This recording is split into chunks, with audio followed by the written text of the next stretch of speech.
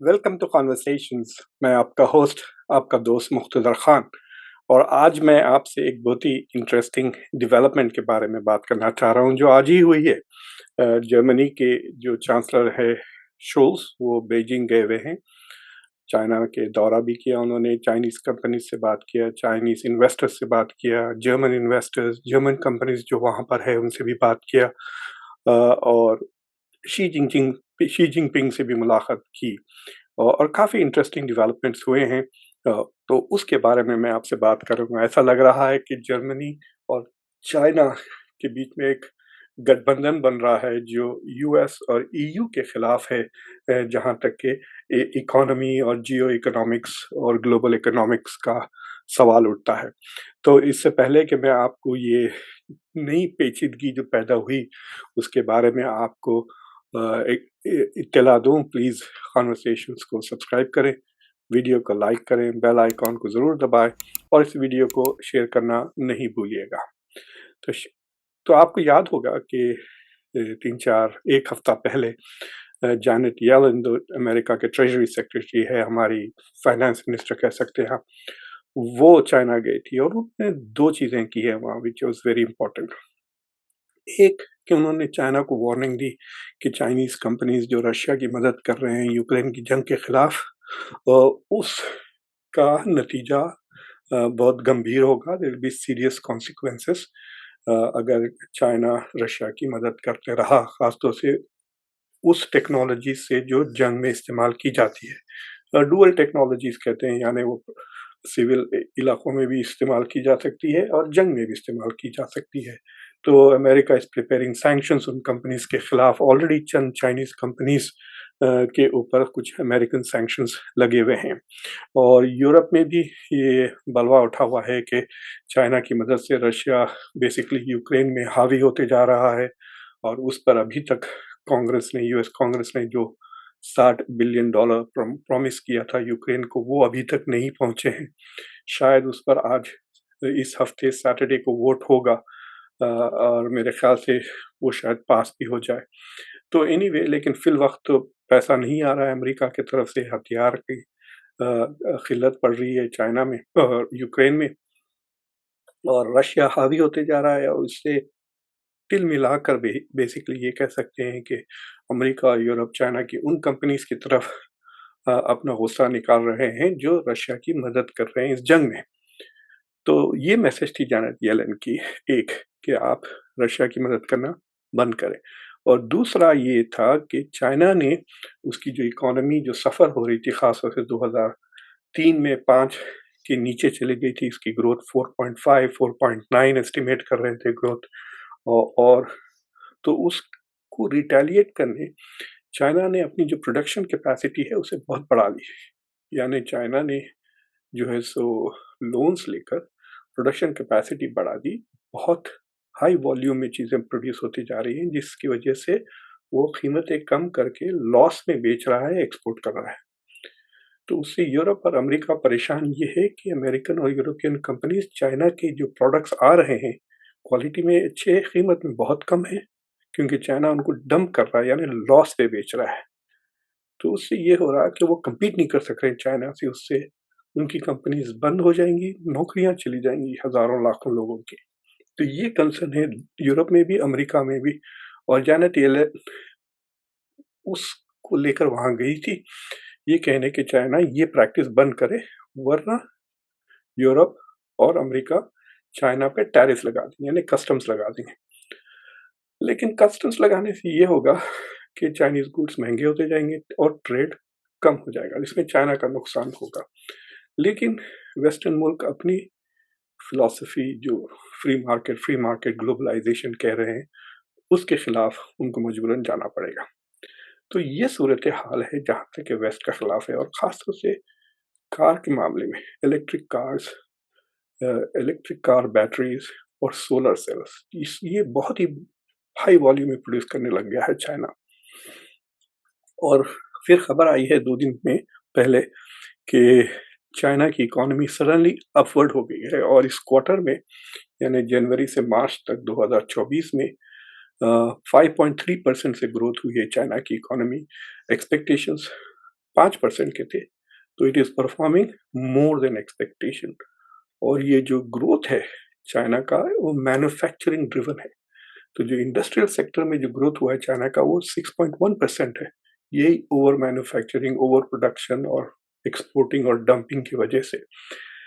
तो ऐसा लग रहा है कि चाइना अपनी इकोनॉमी को सुधारने के लिए ये जो स्ट्रैटेजी अपनाया हुआ है, वो कुछ हद तक काम कर रही है और यूरोप और अमेरिका को परेशान कर रही है। बल ना सिर्फ वो, बट दूसरे मुल्क भी, छोटे मुल्क जहाँ पर बहुत सस्ते में चाइनीज़ गुड्स आ रहे हैं, वो हर कंट्री की जो डोमेस्टिक मैन्युफैक्चरिंग है उस पर ऑब्वियसली नेगेटिव इम्पैक्ट वो कर रहा है। तो इस हफ्ते जॉर्ज शोल्ज जो जर्मनी के प्रेसिडेंट है, वो गए हुए हैं बीजिंग को, लेकिन उनकी मैसेज अलग है। देखिए, जर्मनी के जो कार मैन्युफैक्चरर्स है, खासतौर से मर्सिडीज, बीएमडब्ल्यू वगैरह, वो बहुत हेविली इन्वेस्टेड है चाइना में। सो चाइना से जो कार्स एक्सपोर्ट हो रहे हैं, वो ना सिर्फ चाइनीज कार्स हैं, बल्कि वो जर्मन कार्स भी हैं जो चाइना में बन रहे हैं। देखिए, जिस तरह से रशिया का तेल इंडिया आकर जब रिफाइन हो जाता है, वो इंडियन एक्सपोर्ट हो जाता है। उसी तरह से जर्मन कार्स जब चाइना में मैन्युफैक्चर होते हैं या चाइना से एक्सपोर्ट होते हैं, तो वो पेपर पे चाइना के एक्सपोर्ट्स हो जाते हैं। तो अगर यूरोपियन यूनियन या अमेरिका चाइना के ऊपर कार एक्सपोर्ट्स पर अगर कस्टम्स बढ़ा देता है या कोई रेस्ट्रिक्शंस लगा देता है, तो उसका असर जर्मनी में भी होगा। और आप सब जानते हैं कि 2023 was not good for Germany. Germany की इकोनॉमी जापान से आगे भी हो गई, लेकिन श्रिंक हुई है। उसकी जो ग्रोथ रेट है 0.1%, 0.4% है, यानी 1% से भी ग्रो नहीं हो रही जर्मनी की इकोनॉमी। जापान की इकोनॉमी श्रिंक बहुत ज्यादा हुई, इसलिए वो जर्मनी जापान के आगे हो गया और दुनिया की तीसरी बड़ी इकोनॉमी बन गया है। But it is not showing great growth, जैसे इंडिया की 5.5, 6.5, पिछले 2 क्वार्टर में 8.4% ग्रोथ था इंडिया का। वैसा नहीं ग्रो कर रहे हैं यूरोपियन इकोनॉमीज। तो जर्मनी हैज रियलाइज कि जर्मनी की इकोनॉमी चाइना की इकोनॉमी पे डिपेंडेंट है। तो अगर ये डीकपलिंग की बात कर रहे हैं या ऑफ शोरिंग की बात कर रहे हैं या फ्रेंड शोरिंग की बात कर रहे हैं या डी रिस्किंग, ये जितने भी नए नए स्ट्रैटेजीज आ रहे हैं चाइना को कंटेन करने का, वो जर्मनी को भी कंटेन करेंगे। तो अब ये है कि अमेरिका और जो दूसरे यूरोपियन ममालिक हैं, अपनी डोमेस्टिक कार मैन्युफैक्चरिंग इंडस्ट्री को प्रोटेक्ट करने के लिए वो चाइना की जो कार एक्सपोर्ट्स हो रहे हैं, बैटरीज एक्सपोर्ट हो रहे हैं, सोलर सेल्स एक्सपोर्ट हो रहे हैं, उस पे या तो टैरिफ लगा देंगे यानी कस्टम्स बढ़ा देंगे, या उस पर कुछ रेस्ट्रिक्शंस लग देंगे। जो बाइडन ने ऑलरेडी शायद कल चंद चीनी आइटमों पर कस्टम्स बढ़ा दिया है एकदम। तो ये जर्मनी के लिए परेशान कुन हाल है, क्योंकि जर्मनी ये नहीं चाहता कि अगर चाइना से ट्रेड कम हो जाता है, अगर चाइना पे रिस्ट्रिक्शंस लग जाते हैं, तो चाइना जो यूरोपियन एक्सपोर्ट्स है चाइना को, उस पे वो पाबंदी लगा देगा और सबसे ज़्यादा नेगेटिव इफेक्ट जर्मनी पे होगा। और आपको ये दिमाग में रखना चाहिए कि यूरोपियन यूनियन का जो कोर इकोनॉमी है वो जर्मन इकोनॉमी है। अगर जर्मन इकोनॉमी गिरती है तो पूरा यूरोपियन यूनियन गिरेगा। अब देखना है कि यूरोप के ऊपर कितना असर कर सकता है जर्मनी के वो चाइना के साथ इतनी ज्यादा नेगेटिव पॉलिसीज ना अपने। तो शुल्स ने भी वही किया जो जानेट येलेन कर रही है, लेकिन फॉर अ डिफरेंट मोटिव। उसने भी कहा चाइना को कि भाई आप लेवल प्लेइंग फील्ड करें, आप अपनी कंपनीज को उतना ज़्यादा सब्सिडाइज ना करें ताकि हमारी कंपनीज की जो कंपेटिटिवनेस है वो ख़त्म हो जाए। फिर उन्होंने फिर वही जर्मनी ने फिर वही यूक्रेन वाली बात उठाई कि भाई आप यूक्रेन की जंग में रशिया की कंपनीज को ना मदद करें। और उन्होंने बहुत कोशिश किया, जो जून में जो यूक्रेन की जो पीस कॉन्फ्रेंस ऑर्गेनाइज हो रही है, उस कॉन्फ्रेंस में कोशिश की कि चाइना को बुलाएं और चाइना पे प्रेशर डाले। शी जिनपिंग ने इसके बारे में कोई बात नहीं की। आपको पता होगा कि इंडिया पे भी काफ़ी दबाव पड़ रहा है कि इंडिया गो एंड पार्टिसिपेट। चंद हफ्ते पहले यूक्रेन के फॉरेन मिनिस्टर इंडिया इसी वजह से आए थे कि वो इंडिया को उस यूरोपियन पीस कॉन्फ्रेंस जो हो रही है, यूक्रेन की पीस कॉन्फ्रेंस जून में, उसको उसके लिए दावत देने के लिए। तो बेसिकली जो शुल्स जो आए हुए हैं यहाँ पर, मैं जॉर्ज शुल्स कह रहा हूँ, वो एक्चुअली पुराने यूएस डिप्लोमेट थे।